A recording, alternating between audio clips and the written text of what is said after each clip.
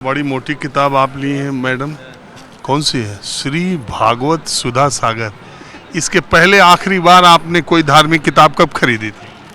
मैं खरीदी हूँ अभी इस साल मैंने कई सारी किताबें खरीदी। इसी साल? 4-5 गीता प्रेस। और इसके पहले?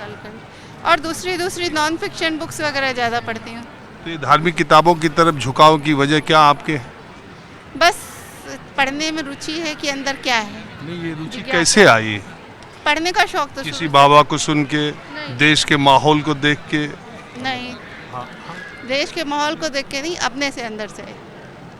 देखिए, व्यवस्था अगर समाज से जुड़ती है, मूल्यों से जुड़ती है, तो जनता भी मूल्यों से जुड़ती है। मोदी जी के आने के बाद सांस्कृतिक पुनर्जागरण का समय आया है और इस सांस्कृतिक पुनर्जागरण में जब देश का प्रधानमंत्री अपने सांस्कृतिक मूल्यों से जुड़ता है, अपने सामाजिक मूल्यों से जुड़ता है, अपने आध्यात्मिक मूल्यों से जुड़ता है, तो जनता भी उससे जुड़ती है। और यही कारण है कि 2014 के बाद आप देखेंगे कि देश में लोग पुनः जो है अपने पौराणिक ग्रंथों की तरफ लौट रहे हैं, अपनी सांस्कृतिक सभ्यता की तरफ लौट रहे ये हैं। तो 103 साल पुराना है गीता प्रेस, कोई आज का है? गीता प्रेस आज का नहीं है, लेकिन आज जो भीड़ आपको दिख रही है वो 5 साल पहले गीता प्रेस की स्थिति क्या थी और आज क्या है, आप देख लीजिए। किताबें जितनी अब बिक रही हैं, जितनी लोगों की रुचि अब इन किताबों में हो रही है, सांस्कृतिक और धार्मिक किताबों में, पहले के मुकाबले जनसंख्या भी बढ़ी है, सोशल मीडिया से लोगों की जागरूकता बढ़ी है, जानकारी बढ़ी है, देश का माहौल भी ऐसा हुआ है, मैं मान रहा हूँ। लेकिन एक बात और है कि जो बात आप कह रहे हैं वो भी एक बहुत बड़ा फैक्टर है, और बात ये भी है, अब जैसे यही पुस्तक मिला है तो ये किस सरकार में शुरू हुआ? ये तो मुझे याद नहीं है किस सरकार में शुरू हुआ।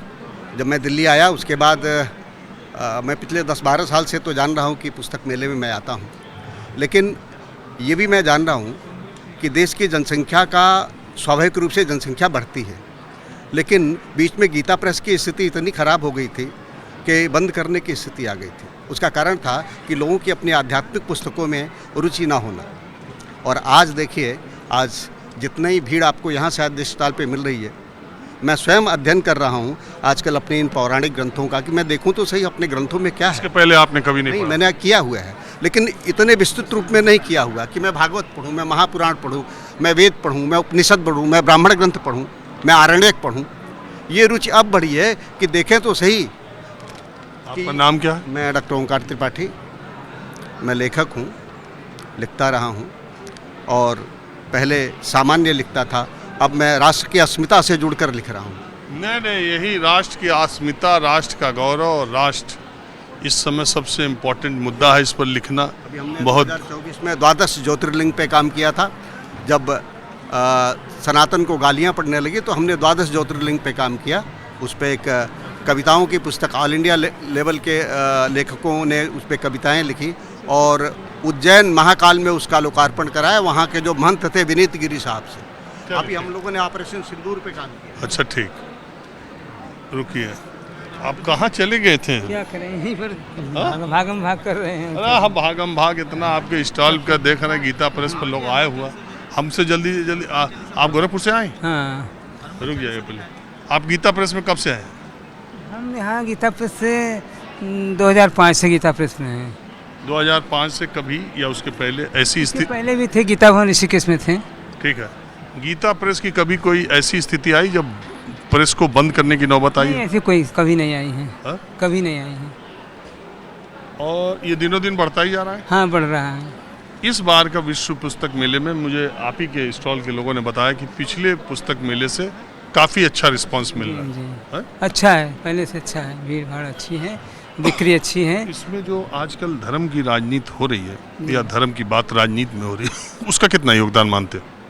नहीं, उसका योगदान नहीं है। जो लोग खुद बुद्धिमान हैं और अपने बुद्धि से सब लेते हैं, वो किसी राजनीति से मतलब नहीं है। गीता राजनीति से मतलब रखता भी नहीं है। नहीं, वो बात हम नहीं कह रहे। जिसे देश में जो माहौल बनता है उसका साहित्य और सिनेमा पर बहुत असर पड़ता है। आप मुझे ये बताइए कि सबसे ज़्यादा आपके स्टॉल पर कौन सी किताब बिकती है?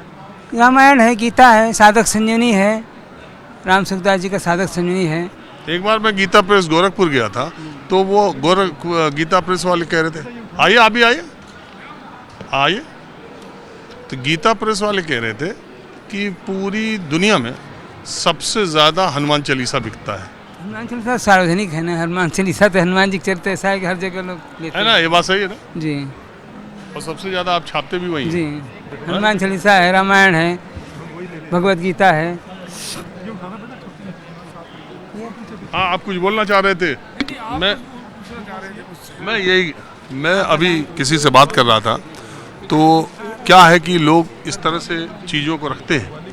कई बार अब हमारे देश में एक जल विभाजक वर्ष है 2014, जिसमें लोग कहते हैं कि 2014 के पहले ऐसा था वैसा था, 2014 के बाद ऐसा था वैसा है। जिन लोग उन्हीं लोगों की मान्यता है कि 14 के पहले तो एकदम राम राज्य था देश में और 14 के बाद बड़ी दिक्कत आ गई। और कुछ लोगों का मानना है कि 14 के पहले सब दिक्कत थी, 14 के बाद राम राज्य आ गया। तो एक साहब अभी मिले थे, कहे कि एक स्थिति ऐसी आ गई थी कि गीता प्रेस बंद होने के कगार पर था। मैं गीता प्रेस जा चुका हूँ गोरखपुर और मैंने वहाँ से कार्यक्रम बनाया। मेरी जानकारी में तो ऐसा दिन गीता प्रेस का कभी नहीं आया कि जब वो बंद होने के कगार पर आ गया हो। ऐसा हुआ था?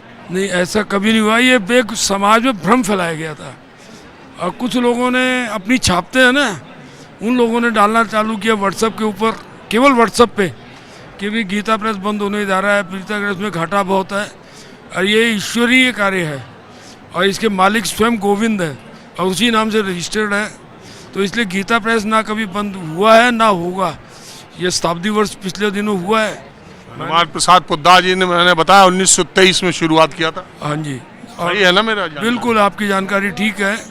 अभी समापन पे भी मैं था। स्वतंत्रता आंदोलन के समय तमाम बड़े नेताओं ने हनुमान प्रसाद पोद्दार के कहने पर लिखा भी, जो आपके प्रेस से छपा भी, मगर नेहरू जी का कुछ मौन। वो तो एक राजनीतिक विषय हो जाएगा, लेकिन गीता प्रेस किसी राजनीतिक विषय में ना बोलती है ना। मैं उसकी भी चर्चा नहीं करूँ। अब मैं आपसे कह रहा हूँ कि पिछले विश्व पुस्तक मेलों के मुकाबले इस बार आपकी बिक्री में बढ़ोतरी कैसी है? वो आम समाज में सनातन के प्रति दिन प्रतिदिन जागरूकता है और युवा वर्ग में बहुत अधिक है। युवा वर्ग आ रहे हैं, ले रहे हैं, गीता के प्रति उनकी जागरूकता बहुत अधिक है, रामायण भी ले रहे हैं। तो समाज में सनातन के प्रति जागरूकता और इसी ध्येय को रखते हुए गीता प्रेस पुस्तक मेले में लगाती है। चलिए ठीक है, जरा ये बच्चों इधर आओ। हाँ, आओ आओ, क्या लेने आए हो आप? मैं हनुमान चालीसा। पहले तुम्हारे पास नहीं थी? नहीं थी, पहली बार ले रहे हो? पहली बार ले रहा हूँ, खुद खरीद रहा हूँ पहली बार। आपको याद है या अब पढ़ोगे? याद भी है और पढ़ूंगा भी। ये गीता प्रेस ही लेने आते 2-2 रुपये वाली बांटने के लिए 100-100, 200 पुस्तक, कि भी हम जहाँ जाएं हम दें लोगों को। अच्छा, एक और जानकारी जो एक मैंने गीता प्रेस में के पे जब एक बार मैंने प्रोग्राम किया था और मैंने बताया था, आम लोगों के जानने की बहुत महत्वपूर्ण जानकारी है कि देश के अलग अलग हिस्सों में जब भी धार्मिक हिंदू धर्म से जुड़े बड़े पर्व, बड़े कार्यक्रम, बड़े आयोजन स्थल होते हैं, तो वहाँ पर बसेस खड़ी होती हैं जिसमें कि रुद्राक्ष की माला, पूजा पाठ की तमाम चीज़ें और गीता प्रेस का वो बोर्ड लगाए रखते हैं और गीता प्रेस की किताबें रखते हैं। मैं जब गोरखपुर गया था तो उन्होंने कहा था कि वो बसें हमारी नहीं हैं, वो गीता प्रेस की नहीं है। गीता प्रेस रुद्राक्ष की माला नहीं बेचता है। इसके बारे में ज़रा बता दीजिए। हम लोगों से जो लोग पुस्तक ले जाते हैं वो गीता प्रेस की पुस्तकें लिखते हैं। गीता प्रेस द्वारा कोई भी वाहन संचालित नहीं किया जाता। गीता प्रेस पुस्तक बेचती है। गीता प्रेस की दिल्ली में एक और न रुद्राक्ष बेचा जाता। गीता प्रेस कोई भी पुस्तक के अलावा चीज़ नहीं बेचता। गीता प्रेस केवल पुस्तक बेचता है, पुस्तक ही देता है और एट पार के अंदर। ये बाकी सब लोग अपनी और चीज़ें बेचने के लिए गीता प्रेस की पुस्तकें लेते हैं। बहुत बहुत धन्यवाद। तो ये एक जानकारी आपको नहीं क्या, मैंने अगर आपने कार्यक्रम देखा हो तो मैंने बताया था किसी तरह का कोई वाहन गीता प्रेस नहीं चलाता और जो कंठी माला रुद्राक्ष बेचते हैं वो सब गीता प्रेस का नहीं। कुछ उनकी अपनी है। तो सारी गीता प्रेस जो लिखी हुई है वो उनकी अपनी है। अपनी है, किताब लेके जाते किताबें यहाँ से डिस्ट्रीब्यूट होती हैं, वो लगते हैं, वो कह देते हैं गीता प्रेस की पुस्तकें। वो लिखते हैं ऊपर, बकायदा प्रिंट होता है उसके ऊपर गीता। आम आदमी को तो ये लगता है ये गीता हाँ, प्रेस बिल्कुल बिल्कुल सही कह रहे हैं आप। हाँ, मैं भी यही सोचती थी कि ये गीता प्रेस का है और वहाँ से खरीदती थी यही सोच के कि थोड़ा सा मेरा सोशल वर्क होएगा, गीता प्रेस की वो किताब खरीदने की कोई बात नहीं, तो गीता प्रेस की रहती, वो रुद्राक्ष और जो चीज वो भी खरीदा। नकली चीजें बेचते हैं, पता नहीं चलता क्या बेच रहे हैं। घंटी वगैरह असली खूब तो यही खरीदी है। मैंने, मेरे को क्यों मालूम। घंटी बांसुरी, इसीलिए ये घंटी बांसुरी ये सब चीजें बेचते रहते हैं। घंटी बांसुरी और हाँ, हाँ पीतल की चीजें, मूर्तियाँ वगैरह बेचते हैं ना ऐसे। तो इसीलिए आप रोज माहौल क्या है देखेंगी तो आपको हर तरह की जानकारी मिलेगी, और दर्शकों को मैं हर चीज बताता रहता हूँ। इसीलिए तो मैंने नहीं बोला, देखो गीता प्रेस। हाँ I know you, yes yes, I know you, yes आपका yes। प्रोग्राम हम सुनते रहते हैं। माहौल आप क्या अक्सर है? हमें अच्छी वो बातें बेंच बताते में बिठा बिठा के आप बात करते हैं। हम नहीं बिठाते, वो बैठे रहते हैं। जैसे हमने अभी आपसे बात की, हम सबसे ऐसे ही बात करते हैं। बहुत शुक्रिया। वो जितना माला, ये सारी चीज़ें, हार और कई चीज़ें वैसी भी बेचते हैं, वो सब उनका मिक्स है, कोई अलग। मैंने एक कार्यक्रम गीता प्रेस से किया था, तो उस बार भी अपने दर्शकों को बताया था कि वो जो वाहन लेके जाते हैं, जो कंठी, माला, पीतल, ये वो भगवान की मूर्तियाँ, ये सब बेचते हैं। गीता प्रेस किताबों के अलावा कुछ भी नहीं मिलता। उनको कपड़ों की भी एक दुकान है, और वाहन तो कोई भी संचालित नहीं करता। इसलिए किताबें आप कहीं से खरीदें, गीता प्रेस से खरीदें, किताब की दुकान से खरीदें, वहाँ से खरीदें, किताबें आप कहीं से खरीदें, वो गीता प्रेस की रहती है। बहरहाल गीता प्रेस बहुत हो गया, आप जरा दूसरी तरफ चलते हैं, देखते हैं लोग और क्या क्या खरीद रहे हैं और किस पर किस चीज़ का क्या असर है।